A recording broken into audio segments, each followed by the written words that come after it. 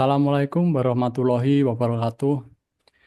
Untuk memenuhi tugas ujian tengah semester mata kuliah Public Speaking and Presentation, kami akan melakukan simulasi public speaking dengan anggota Ari Setiawan sebagai MC, Fitria Windiani sebagai narasumber, Risma Yulia Safitri sebagai pembuat materi dan slide presentasi, Fahrudin sebagai penanya, Ahmad Fauzan sebagai moderator.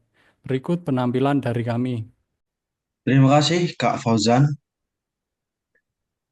Baik, Assalamualaikum warahmatullahi wabarakatuh. Selamat malam dan salam sejahtera bagi kita semua. Yang terhormat Ibu Rosana, SSMI Kom Amir, CPS, selaku dosen pembimbing MK Public Speaking and Presentation. Yang terhormat Ibu Dian Meta Arianti, SOS MSI selaku Kepala Bidang Kemahasiswaan Universitas Cyber Asia. Yang kami hormati Kak Fitria Windiani selaku narasumber webinar malam hari ini, serta yang kami banggakan seluruh rekan-rekan peserta webinar yang telah hadir pada acara webinar malam hari ini. Puji syukur kehadirat Allah Subhanahu wa Ta'ala, karena atas limpahan rahmat dan karunia-Nya lah kita dapat hadir dalam acara webinar malam hari ini. Selawat serta salam senantiasa kita curahkan kepada Nabi kita, Nabi besar Muhammad SAW, yang kita nantikan syafaatnya di hari pembalasan kelak. Amin, amin, ya robbal alamin. Halo, nama saya Ari Setiawan. Saya akan memandu acara webinar yang sangat menarik ini. Baiklah, pertama-tama saya selaku pembawa acara akan membacakan susunan acara pada webinar hari ini. Sesi pertama yaitu pembukaan, sesi kedua sambutan-sambutan, sesi ketiga yaitu pemaparan materi serta tanya jawab, dan sesi terakhir yaitu penutup. Memasuki acara yang pertama yaitu pembukaan. Marilah kita awali webinar malam hari ini dengan membaca Bismillah. Bismillahirrahmanirrahim. Acara yang kedua yaitu sambutan-sambutan. Sambutan yang pertama yaitu sambutan dari Kepala Bidang Kemahasiswaan Ibu Dian Meta Arianti. Kepada beliau kami persilakan untuk memberikan sambutannya. Terima kasih kepada Ibu Meta atas sambutannya, dan meningkat acara yang selanjutnya yaitu memasuki acara inti, sesi pemaparan materi dan tanya jawab. Acara ini akan dipandu oleh Kak Ahmad Fauzan selaku moderator kita malam hari ini. Kepada Kak Ahmad Fauzan kami persilahkan. Assalamualaikum warahmatullahi wabarakatuh. Selamat malam dan salam sejahtera untuk kita semua. Bagaimana kabarnya Bapak Ibu? Semoga dalam keadaan sehat selalu. Seperti yang Kak Ari telah sampaikan, saya Ahmad Fauzan selaku moderator akan memandu acara webinar pada malam hari ini. Sebelumnya saya ucapkan terima kasih atas kehadiran Ibu Rosana, para dosen Universitas Cyber Asia, serta seluruh peserta yang telah bergabung. Hari ini narasumber kita, Kak Fitria Windiani, akan membahas secara tuntas mengenai penggunaan gestur tubuh dalam public speaking. Kepada Kak Fitria Windiani, kami persilakan. Terima kasih kepada Kak Fauzan. Sebelumnya, Assalamualaikum warahmatullahi wabarakatuh. Selamat malam teman-teman semuanya. Senang sekali saya Fitria Windiani pada kesempatan kali ini dapat bergabung bersama teman-teman semuanya. Tentu saja dalam acara webinar public speaking, yakni membahas mengenai penggunaan gestur tubuh dalam public speaking. Mungkin langsung aja ya teman-teman semuanya, boleh dibantu untuk rekan-rekan teknisi untuk men-share screen. Oke, boleh ke slide selanjutnya, Kak. Oke, baik, terima kasih.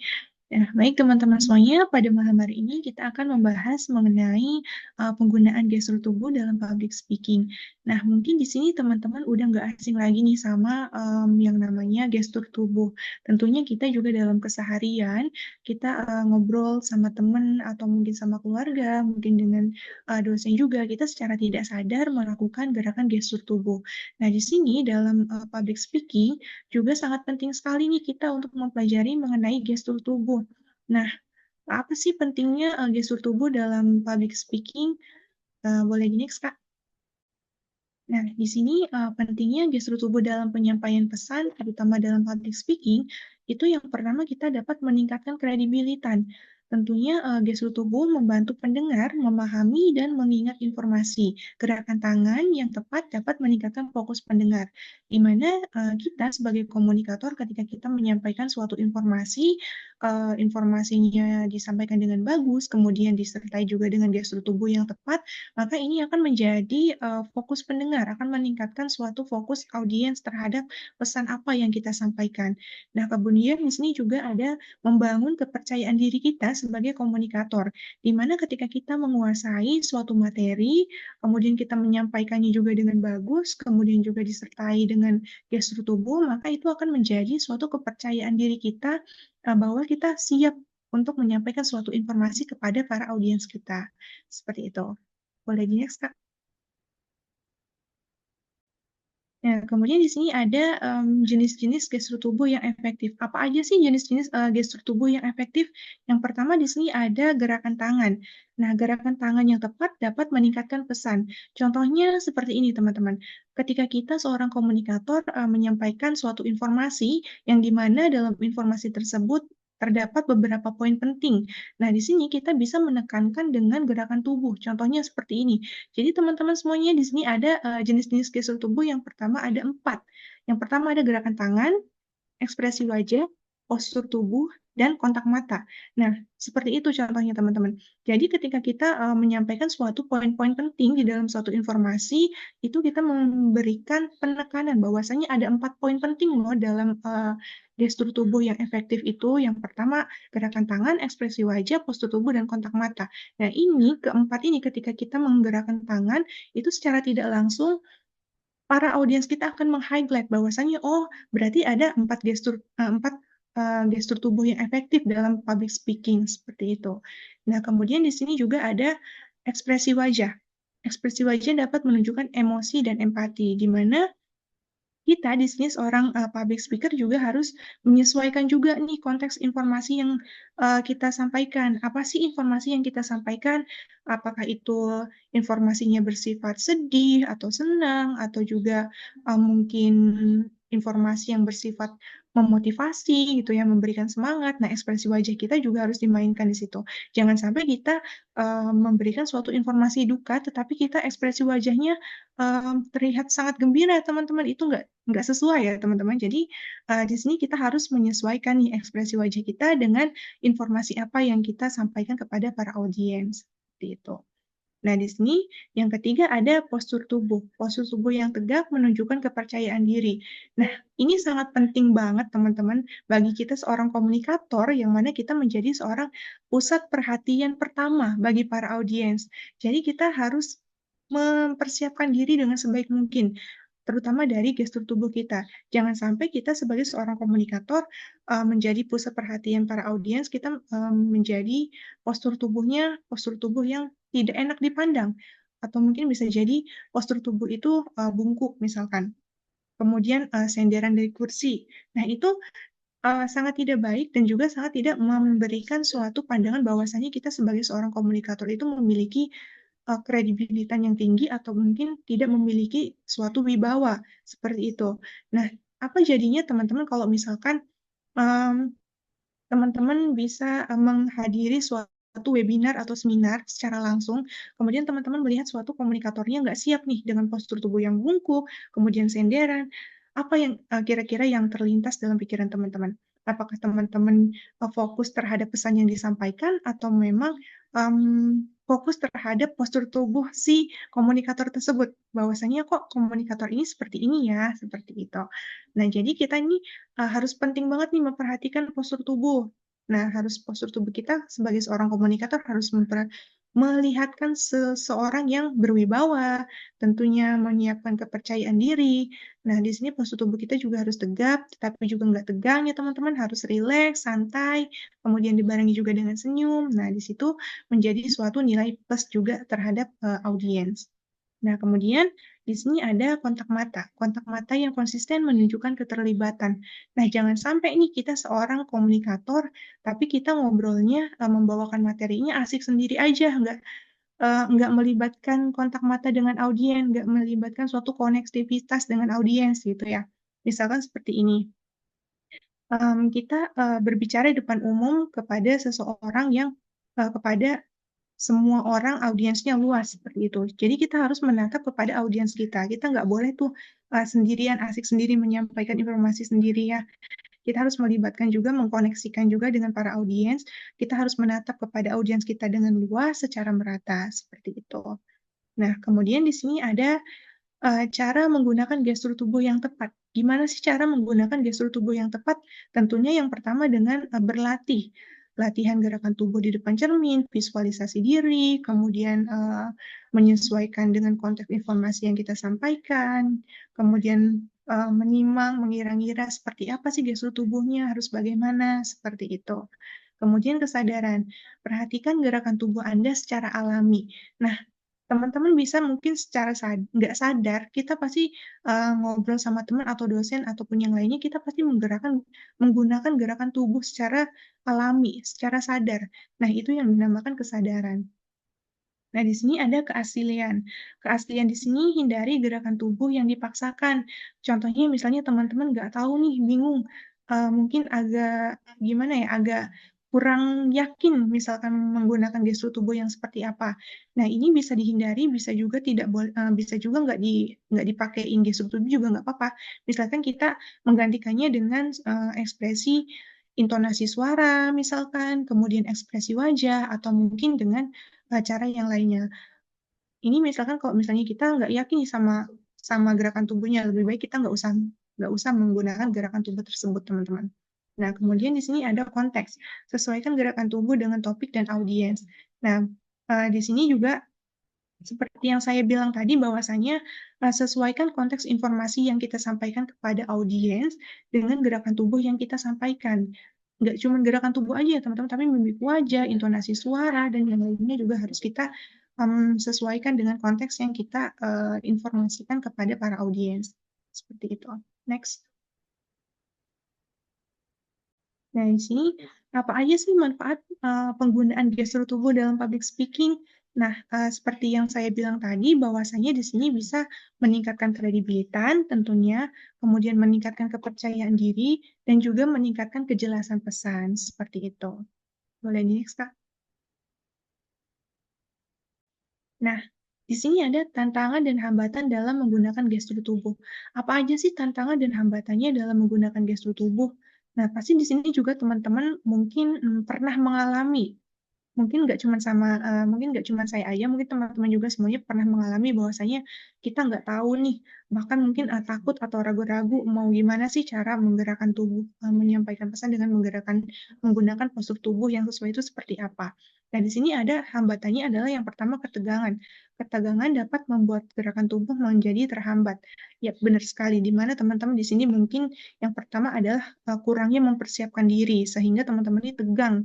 Karena kita nggak terlalu menguasai materinya nih. Gimana ya ke depannya, gimana ya kita menyampaikannya, sehingga ini membuat ketegangan dan tidak menjadikan gestur tubuh kita menjadi kurang efektif. Kemudian kurangnya kesadaran. Kurangnya kesadaran diri dapat menyebabkan gerakan tubuh yang tidak pantas. Benar banget nih, di mana kita kurang sadar nih, atau mungkin ada seseorang yang memang gerakan tubuhnya mungkin aktif banget nih, kurang terkontrol. Bahwasanya memang boleh nih public speaking kita menggunakan gestur tubuh, tapi gestur tubuh kita nggak terkontrol. Berarti itu kurangnya kesadaran, kurang mengontrol gerakan gestur tubuh kita dengan sesuai. Nah, kemudian di sini ada ketakutan terhadap penilaian. Nah, di sini biasanya adalah konteks yang sering terjadi ketakutan terhadap penilaian. Biasanya teman-teman semuanya, nggak cuma aku aja, nggak cuma di diri aku aja, tapi teman-teman semua juga mungkin mengalami bahwasanya ketika kita pertama kali mau berpublic speaking atau berbicara depan umum, pasti kita mengalami ketakutan-ketakutan yang mana ketakutan ini dimulai dari suatu pemikiran yang negatif. Gimana ya bahwasanya ketika kita mau naik ke panggung, eh, penilaian orang terhadap kita itu seperti apa, mereka bagaimana, kira-kira penampilan aku perfect enggak, bagus enggak, pasti teman-teman mengalami hal tersebut. Nah, di sini ketakutan terhadap penilaian juga dapat membatasi gerakan tubuh, bahwasanya kita nggak leluasa nih berekspresi dalam menyampaikan suatu pesan kepada semua audiens seperti itu. Next, teman-teman. Nah, di sini ada nih buat mengantisipasi atau buat memperlancar gitu ya, buat menyesuaikan kita biar jago nih gestur tubuhnya seperti apa. Di sini ada tips mengembangkan keterampilan gestur tubuh. Apa aja sih tipsnya? Yang pertama adalah perhatikan pembicara favorit Anda. Nah, teman-teman di sini bisa memperhatikan nih, bisa nyontek nih ke misalkan siapa sih pembicara favorit teman-teman. Teman-teman bisa apa ya, bisa meniru dari seorang public speaker yang teman-teman sukai. Kalau misalnya bisa dibilang ini uh, ada yang namanya ATM, yang sering dibilang orang-orang public speaking itu ATM, namanya amati, tiru, dan modifikasi. Nah, teman-teman di sini bisa mengamati nih public speaker teman-teman yang teman-teman sukai. Kalian amati, kemudian kalian tiru, kemudian juga teman-teman bisa memodifikasinya uh, sesuai dengan passionnya teman-teman sendiri seperti itu. Nah, kemudian di sini tips selanjutnya adalah berlatih secara teratur, tentu aja. Uh, Kemudian latih gerakan tubuh di depan cermin atau rekam video. Nah, teman-teman bisa nih berlatih sendiri, entah itu teman-teman berlatih di depan cermin, berbicara sendiri gitu ya, menyesuaikan gestur tubuh dan informasi yang teman-teman mau sampaikan gitu, gestur tubuhnya disesuaikan juga. Dan teman-teman bisa melakukan secara mandiri gitu, berlatih sendiri. Nah, di sini ada umpan balik. Minta umpan balik di sini adalah mintalah umpan balik dari teman atau mentor mengenai gerakan tubuh Anda. Nah, di sini teman-teman biasanya kalau misalnya mungkin teman-teman biasa presentasi di depan kelas mungkin ya. Mungkin teman-teman presentasi di depan kelas, kemudian menjadi seorang pemateri atau MC atau moderator. Nah, teman-teman setelah selesai presentasi, teman-teman boleh nih minta masukan sama teman-teman sekelasnya, minta komentar gimana nih penampilan penampilan aku atau penampilan saya misalkan tadi. Nah, dari hasil umpan balik tersebut teman-teman bisa koreksi di mana kurangnya teman-teman, kemudian untuk memperbaiki ke depannya seperti itu. Next, Kak. Nah, mungkin itu aja materi yang bisa saya sampaikan. Semoga dapat dipahami dengan baik ya teman-teman. Mungkin kita langsung buka aja untuk sesi tanya jawab kepada moderator. Silakan. Terima kasih kepada Kak Fitria Windiani atas paparan yang sangat menarik. Selanjutnya kita akan memasuki sesi tanya jawab. Bagi peserta yang ingin bertanya, silakan menggunakan fitur angkat tangan pada aplikasi Zoom Meeting. Baik, bagi para audiens yang ingin bertanya, silakan angkat tangan. Baik, kami sudah melihat ada yang mengangkat tangan. Silakan kepada Kak Fahrudin untuk menyampaikan pertanyaannya. Baik, terima kasih Kak Fitri atas pemaparan materinya. Saya Fahrotin, izin bertanya, bagaimana cara mengatasi gugup ketika kita belum sempat naik ke panggung? Mengingat ini bakal mempengaruhi gestur tubuh kita ketika kita saat perform nanti. Terima kasih. Terima kasih Kak Fahrudin atas pertanyaannya. Saya akan mengulangi pertanyaannya agar lebih jelas. Jadi pertanyaannya adalah bagaimana cara mengatasi gugup ketika kita belum sempat naik ke panggung? Mengingat ini bakal mempengaruhi gestur tubuh ketika perform di depan publik. Silakan kepada Kak Fitria Windiani sebagai narasumber untuk memberikan tanggapan. Oke, baik. Terima kasih Kak Fahrudin untuk pertanyaannya. Pertanyaan yang sangat bagus sekali, teman-teman. Baik, di sini gimana sih caranya kita mengatasi gugup ketika kita belum sempat naik ke atas panggung ya, mengingat ini akan mempengaruhi penampilan gestur tubuh kita di depan umum. Nah, caranya seperti ini. Yang tentu pasti kita lakuin adalah yang pertama kita harus kuasai dulu materinya. Seorang public speaking harus kita mengerti isi dari materi yang akan kita sampaikan, kuasai materinya. Kemudian setelah kita menguasai materinya, masih mungkin kalau misalnya masih ada kegugupan saat kita mau naik ke atas panggung untuk berbicara di depan umum, itu hal yang wajar, tapi itu bisa diatasi. Yang pertama, kita harus persiapkan materinya dengan matang, kita harus mengerti dengan baik.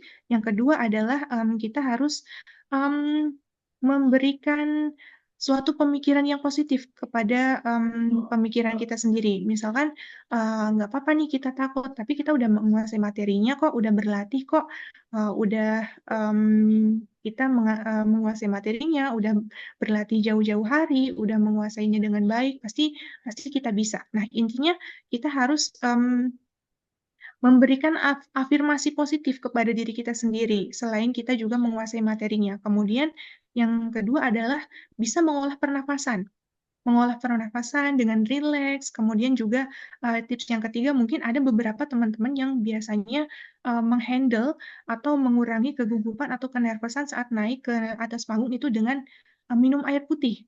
Seperti itu, memperbanyak minum air putih, rileks, kemudian menguasai materi. Nah, mungkin dengan tips dengan beberapa tips tersebut bisa mengatasi atau mengurangi rasa gugup kita. Seperti itu. Terima kasih. Terima kasih Kak Fitria atas tanggapannya. Apakah sudah cukup jelas Kak Fahrudin? Cukup jelas, terima kasih. Baik, jika sudah jelas, apakah ada pertanyaan lain? Jika tidak ada pertanyaan lagi, saya akan menutup sesi tanya jawab kali ini. Terima kasih kepada semua peserta yang sudah bertanya. Semoga jawaban yang diberikan oleh Kak Fitria bermanfaat. Bapak, Ibu yang berbahagia, Alhamdulillah, rangkaian sesi diskusi pada malam hari ini telah terlaksana dengan baik. Kita telah mendapatkan materi yang luar biasa dari narasumber kita, Kak Fitria Windiani. Terima kasih Kak telah meluangkan waktu untuk berbagi ilmu kepada kita semua. Sebelum menutup, saya akan menyimpulkan sedikit hasil webinar malam ini. Kita telah membahas pentingnya gestur tubuh dalam public speaking yang dapat meningkatkan keterlibatan audiens, kepercayaan diri, dan kejelasan pesan. Gestur tubuh yang efektif meliputi gerakan tangan, ekspresi wajah, postur tubuh, dan kontak mata. Dengan berlatih dan menyesuaikan gerakan dengan audiens, kita dapat mengatasi tantangan seperti ketegangan dan kurangnya kepercayaan diri. Semoga materi yang telah disampaikan bermanfaat dan dapat menambah pengetahuan kita semua, khususnya dalam public speaking. Saya, Ahmad Fauzan, selaku moderator, izin undur diri. Semoga kita bertemu kembali dalam acara webinar lainnya. Salam komunikasi, wabillahi taufik walhidayah. Wassalamualaikum warahmatullahi wabarakatuh. Untuk acara Waalaikumsalam. selanjutnya akan dipandu kembali oleh MC kita, Kak Ari Setiawan. Silakan Kak Ari. Baik, terima kasih Kak Fauzan. Wah, luar biasa sekali materi yang telah diberikan pada malam hari ini. Pasti rekan-rekan semua sudah tidak sabar untuk mempraktikannya.